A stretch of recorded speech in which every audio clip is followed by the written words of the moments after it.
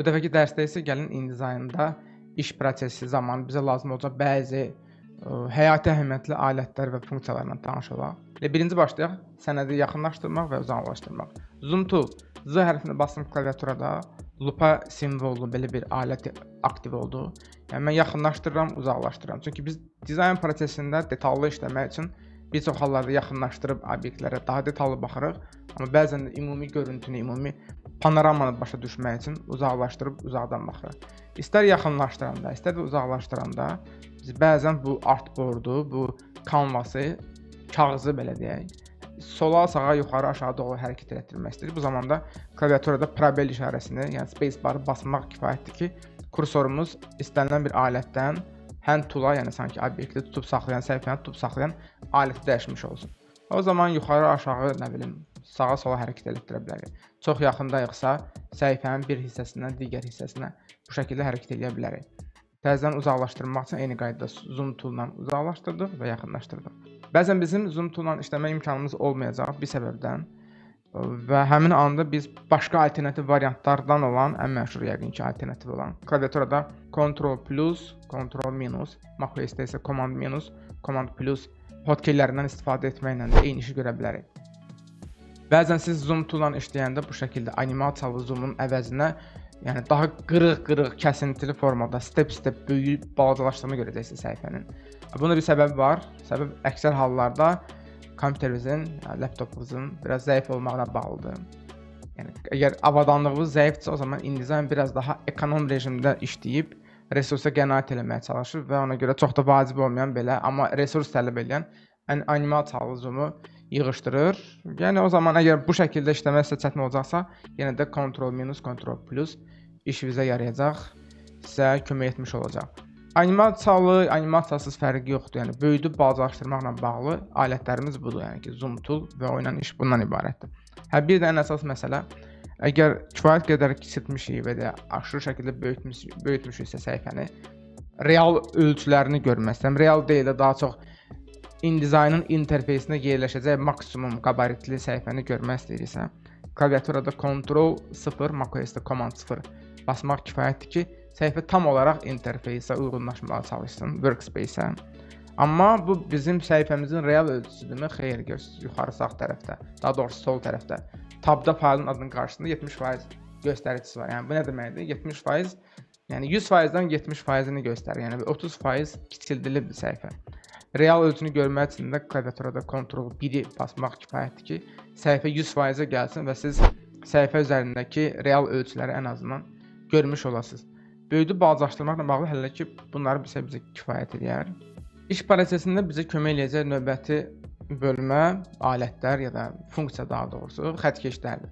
Səhifəmizin kənarında olan şaquli və üfüqi istiqamətdə olan xəttkeşlər. Ümumiyyətlə, nə ki xəttkeşlər? Səhifədə nəyinsə görülməsi, nəyinsə yığışdırılması ilə bağlı bütün bölmələr, bütün funksiyalar bizdə olacaq menyuda View bölməsində. Və eyni qaydada xəttkeşdə biz burada axtarmalıyıq. Ctrl-R, Hide Rulers xəttkeşləri gizlədir. Ctrl-R etdiyimiz anda xəttkeş yoxa çıxdı və eyni qaydada da geri qayıtdı. Yəni hər dəfə bura girib Hide Rulers, Show Rulers eləməmək üçün eyni qaydada, yəni eyni işi görən hotkey'ə müraciət edə bilərik. Xəttkeşlər bizim işimizə harda yarayır, necə bizə kömək göstərə bilər? Yəni bir dizaynda müəyyən bir konstruksiya hazırlayıb da mətni, qrafik obyektləri bu konstruksiyaya uyğunlaşdırmaq istəyiriksə, o zaman bu şəkildə xəttkeşin üzərində mausu basıb saxlayıb daxilə doğru hərəkət elətdirməklə müəyyən bir grid, müəyyən bir şəbəkə qura bilərik. Qurandan sonra dəyişiklik eləmək istəyiriksə, bizə lazım olan bir və ya bir neçə xəttkeşi götürək. Məsələn, bunlardan xilas olmaq istəyirəm.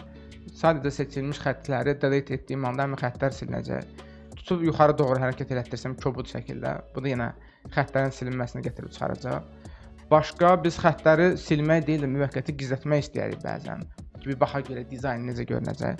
Təbii ki, W-nu bastığımız anda, preview rejiminə keçdiyimiz anda, nəinki kənardakı mərcinlər, eyni zamanda bu xəttlər də yoxa çıxacaq. Əgər səhifədəki xəttlərin, xəttkeşlə yaratdığımız xəttləri bir dəfəli silmək istəyirsən, xəttlər çox olarsa, hamısını bir-bir durub silmək bir o qədər praktik olmaz. Menyudan View, Read and Guide və Delete all guides on spread. Yəni avtomatik bütün bələdçi xəttlər səhifə üzərində silinmiş oldu. Başqa bir variant xəttkeşin üzərində sağ düyməni basıb eyni qaydada delete all guides on spread eləsək, səhifə ya da qoşu səhifə üzərindəki bütün xəttlər bu şəkildə silinmiş olacaq. Bir variant da sağ düymə. Sağ düyməni bassaq eyni şey bizi burada da gözləyəcək. Kimə necə rahatdır o şəkildə də davam edə bilərsiniz. Xəttkeş mövzusunda son bir şey də qeyd eləyək. Yəni burada gördüyünüz bu rəqəmlər müəyyən ölçü vahidi əsasında xəttkeşin, daha doğrusu səhifənin parametrlərini göstərir. Sağ düyməni bassaq görərik ki, millimetr ölçü vahidindən hal-hazırda istifadə olunub.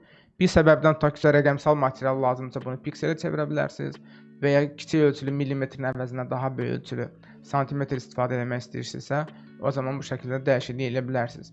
Və artıq gördüyünüz, başa düşdüyünüz qədər bunların sinxron eyni anda eyni ölçü vahidi ilə işləməsi şərt deyil. Məsəl üçün, yuxarıdakını millimetr eləyək, amma vertikal olan xəttdə isə santimetr olsun. Həmin xəttkeşdən yaratdığımız bu xəttlər, daxildəki xəttlər, eyni zamanda sənədin kənarındakı bu təhlükəsiz məsafəni göstərən margin dediyimiz bu kənar boşluq xəttləri, bunlar hamısı qayıtdır. Bir tipoqrafika, bir səhifə tərtibatı terminologiyasında və qayd, yəni ingilis dilindən bizim də tərcümədə bələdçi. Bunlar bələdçi xəttlərdir. Yəni bir dizaynerin səhifə tərtibatında verəcəyi qərarlara bələdçilik edir. Yəni mətn harda yerləşdirilməlidir, bir düzbucaqlı səhifədə hansı şəkildə olmalıdır, başqa bir düzbucaqlı və ya düzbucaqlı formasında bir foto necə istifadə olunmalıdır, hara yerləşdirilməlidir. Yəni buna istiqamət verdiyi üçün biz buna deyirik guide. Yəni həm bu xəttlərin, həm də margin xəttlərini gizlətmək üçün və ya əksinə geri qaytarmaq üçün menyudan yenə view, grid and guide və tutaq ki hide guide eləyə bilərik. Ya da hotkey nədir? Ctrl.virgül. Ctrl.virgül bastığımız anda bizim həmin xəttlər yoxa çıxmalıdır və təzədən geri gəlməlidir. Belə bir şey olmasa, bunun səbəbi odur ki, sizin kompüterinizdə hal-hazırda klaviaturanın belə deyək ki, daxil etmə dili Azərbaycan dilidir ya da tutaq ki, ingilis də olmayan başqa bir dildir. Ki bizdə bu əksər hallarda Azərbaycan dili olduğuna görə problem yaşana bilər. Əgər hotkeylər işləmirsə, bilin ki, səbəb əksər hallarda bu olacaq. İndi artıq dili Azərbaycan dilindən ingilis dilinə dəyişdim. Ctrl.virgül və ya Ctrl2. Klavişi bizim bu bələdçi xəttləri həm göstərəcək, həm də müvəqqəti olaraq deaktiv eləyəcək. Grid and Guide mövzusunda baxaq görə bizə InDesign başqa nə təklif eləyir. Log Guides mövzusu, yəni təsadüfən əlimizdə əgər bu bələdçi xəttlərin yerini dəyişərik və ya tutaq ki, silərik.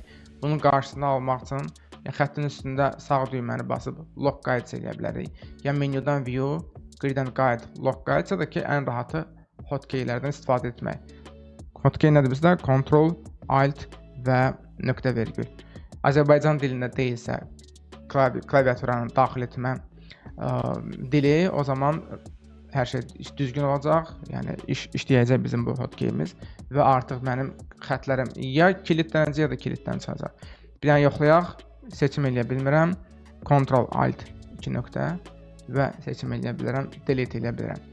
Guide mövzusunda yəni sürətlə davam eləyək. Başqa bizim burada Guide ilə bağlı hələlik, bir də Snap Guide mövzusu və Smart Guide mövzularına da toxunaq, vacib mövzudur. Bizim Snap Guide nədir? Yəni bir düzbucağı çəkirik. Əgər avtomatik istərdisə ki, yəni düzbucaqdan söhbət getməyək, nümunəni düzbucağı üzərində göstərirəm.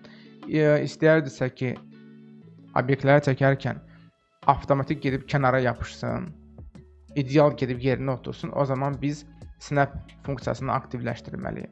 Snap to Guide budur. Yəni obyektləri çəkmək, yerini dəyişmək zamanı obyektlər avtomatik gedib yapışacaq həmin bu xəttlərə. Snap mövzusu qədər bizdə Smart Guide-lar da çox önəmlidir. Smart Guide mövzusu Illustrator və Photoshop-dan da sizə tanışdır. Ta ki bir obyekti hərəkət elətdirərkən bu şəkildə çıxan yaşıl və çəhrayı rənglər sizə istiqamət verir ki, siz obyekti digərinə nəzərən bir düz xətt üzrə, digərinin mərkəzinə doğru əlan edirsiniz. Yəni sizə davamlı şəkildə bir istiqamət verir ki, yəni siz bir obyektin ta ki sərhədləri daxilində hərəkət edirsiniz, yoxsa bu sərhədlərdən çıxırsınız, ara məsafələr qonşu obyektlər arasında hal-hazırda eynidir və s. Yəni sizə bol əlavə məlumatlar verir, hansı ki iş prosesində bu sizin işinizi çox asanlaşdıracaq. Əgər eyni yerdən, menyudan eyni yerdən biz Smart Guide-ı deaktiv eləsə daha doğrusu, ya da ki klaviaturada Ctrl-U hotkeyini basaq, o zaman transformasiya vaxtı, hərəkət elətdirmə vaxtı və obyektləri çəkmə vaxtı artıq bu obyektləri, daha doğrusu bələdçi xəttləri görməyəcəksiniz. Biz onu aktiv etdiyimiz anda isə növbət dəfə obyekti hərəkət elətdirərkən artıq görürsünüz, həmin o qayıtlar gəlib sizə yenə də kömək eləməyə davam edəcək. Bir InDesign proqramında iş prosesi vaxtı bizə lazım olacaq xəttlər, köməkçi xəttlər, şəbəkə xəttləri, xəttkeş xəttləri, interfeysdə artboardumuzu idarə etmək üçün lazım olan Zoom tool və Hand tool-la bağlı bilməli olduqlarımız hələlik ki bu qədər. Bunları məşq edin, bunların mahiyyətinə başa düşməyə çalışın. Biz isə növbəti dərsdə görüşərik.